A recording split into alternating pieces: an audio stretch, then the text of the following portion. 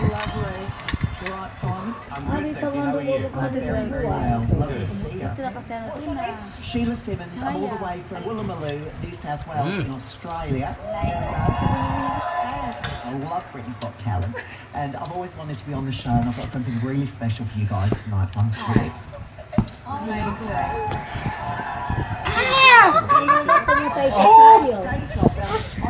I do a lot of bingo calling to the 828. I